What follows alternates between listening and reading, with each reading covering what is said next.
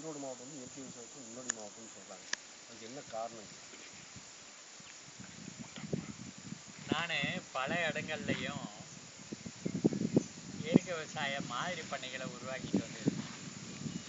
இருந்தாலும் மாவட்ட அளவில் வேலையை தொடங்கினது 2000 ஈரோடு மாவட்டத்தில் தொடங்கினேன்.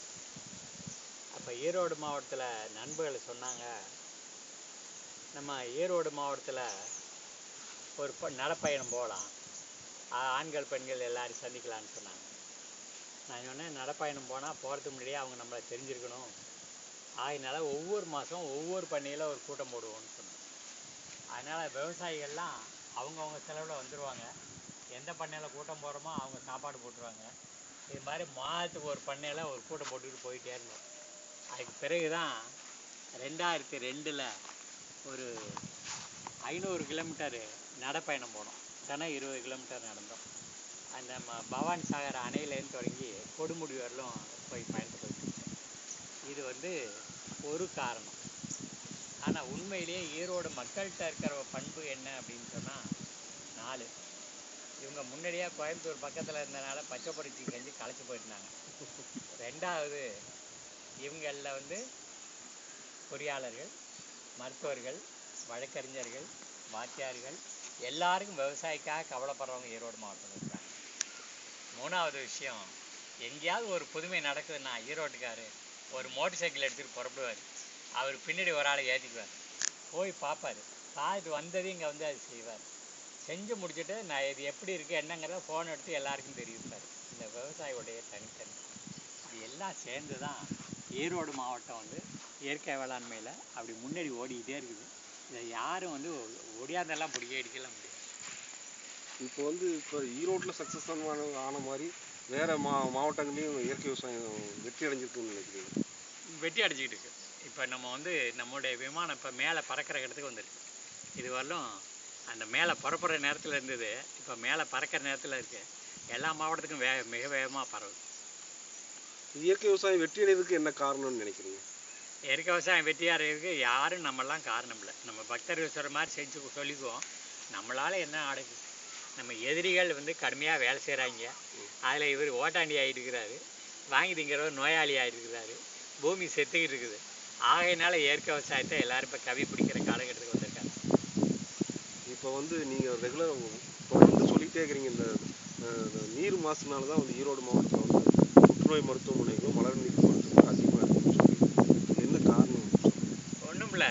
இப்போ நம்ம ஒரு வருஷத்துக்கு 1,00,000 டன்னு நஞ்சை பூமியில் கொட்டுறாங்க இந்தியாவில். அதான் கணக்கு.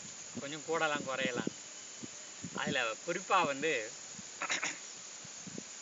வாணிக பயிரில் மிக அதிகமான ரசாயன உரங்களையும் மிக அதிகமான ரசாயன நஞ்சுகளையும் கலக்கிறாங்க. அதில் மேலும் லாபம் வருதுன்னா அப்படி என்ன செய்யணும்னு நினச்சா ஒரு செடி கூட பழுதாயிடக்கூடாதுன்னு நினைக்கிறாங்க. அப்போது அந்த செடிகளுக்கெல்லாம் மிக அதிகமாக நஞ்சுகளை கலக்கிறாங்க. உதாரணத்துக்கு மஞ்சள் விலை மேலே ஏறி விற்க ஆரம்பிச்சதையும் இந்த ஆளை கொள்ளக்கூடிய பியூரடான் குருணையை மண்ணில் போட்டு அதுக்கப்புறம் தான் மஞ்சள் நட்டாங்கன்னு சொன்னாங்க. அது மாதிரி வாழையை நடும்போது ஒவ்வொரு கையளவு பியூரடானை போட்டு அதுக்கப்புறம் தான் வாழையை நடுறாங்கிறாங்க. அதனால் வாங்கித்தருகள் திங்கிற பொருள்கள் எல்லாமே நஞ்சாகி போயிடுச்சு. அந்த பூமிக்கு அடியிலேருந்து எடுக்கிற தண்ணியாக இருந்தாலும் சரி, மேல்பரப்பு நீராக இருந்தாலும் சரி, எல்லாமே நஞ்சாக போயிடுச்சு. ஆகையினால தான் எங்கே பார்த்தாலும் புற்றுநோயாளிகளாக இருக்காங்க. இந்தியா புற்றுநோயில் முதலிடம் வகிக்குது. அதில் தமிழ்நாடு முதலிடம் வகிக்குது. தமிழ்நாட்டில் ஈரோடு மாவட்டம் முதலிடம் வகிக்குது அப்படின்னு கேட்கும்போது ரொம்ப வருத்தமாக இருக்குது. பள்ளிக்கூடத்துக்கு போகிற பிள்ளையெல்லாம் சோதிச்சுட்டு இந்த டாக்டர்கள் இளமையிலேயே வைத்தியம் பண்ணிட்டா சுகப்படுத்திடலாம், பின்னாடி தள்ளி போய் விட்டுறாங்க, இளமையிலேயே சோதிச்சுக்கோங்க, அதனால் புற்றுநோய்க்கு மருத்துவம் பார்த்துக்கங்கிறான். அலோபதி டாக்டர்கிட்ட மருந்தே கிடையாது புற்றுநோய்க்கு. அமெரிக்காவிலேருந்து வெளியாகிற பத்திரிக்கை ஸ்பேன். அந்த ஸ்பேன் பத்திரிக்கையில் மஞ்சளை படம் போட்டு எழுத நான் 4 பக்கம் கட்டுறேன். $400 மில்லியன் அவன் செலவழித்து புற்றுநோய்க்கு மருந்து கண்டுபிடிக்க முடியலை. கடைசியாக அவன் கண்டுபிடிச்சான், தினம் 8 கிராம் மஞ்சள் சாப்பிட்டீங்கன்னா உங்கள் புற்றுநோய் குணமாகுதுன்னு கண்டுபிடிச்சான். ஆனால் அது ஸ்பேன் பத்திரிக்கையோடு நின்றுடுச்சு. இந்த மக்களுக்கு புரியலை. இவங்க என்ன பண்ணுறாங்கன்னா, புற்றுநோயிலேருந்து குணப்பட்டவன் மஞ்சளையே புற்றுநோய் உண்டு பண்ணக்கூடிய ஒரு நஞ்சாக மாற்றிக்கிட்டு இருக்கிறாங்க.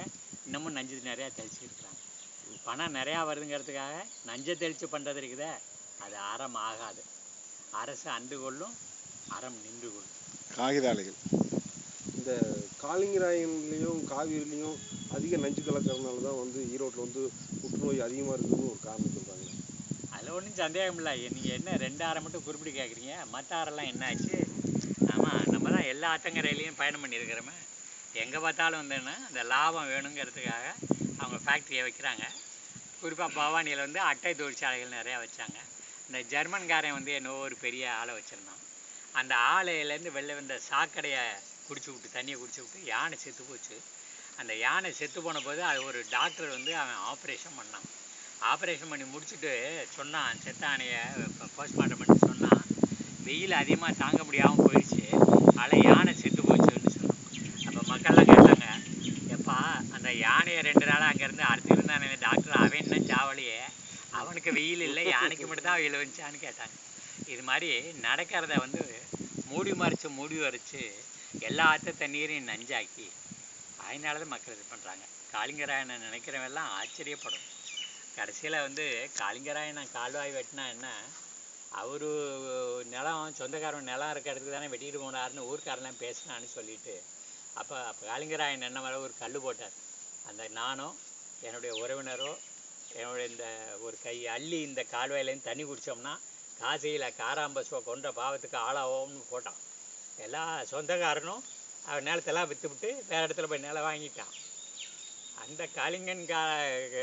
காளிங்கராயன் கால்வாயில் அந்த தோள்பற்ற கழிவு, சாயப்பற்ற கழிவு, இந்த கார் லாரி கழிவு அந்த எல்லாத்தையும் கலந்து விட்டு கடைசியில் பார்த்தா காலங்காலத்துக்கும் அந்த வட்டாரத்தில் நிறைய பேர் வெங்காயம் பயிர் பண்ணி அதில் நல்லா வசதியாக வாழ்ந்துருக்கான். அந்த வெங்காயம் இப்போ கருகி போயிட்டு மண்ணை சாவடிச்சிட்டாங்க, தண்ணியை கொண்டு விட்டாங்க, அதில் விஷத்தை போட்டு மக்களையும் கொண்டுக்கிட்டு இருக்கிறாங்க. இது நல்ல போக்கு இல்லை. சரிங்க, நன்றியா, வணக்கம் ஐயா. ஒரிஜினல் இருக்கான்னு மட்டும் ஒரு தடவை செக்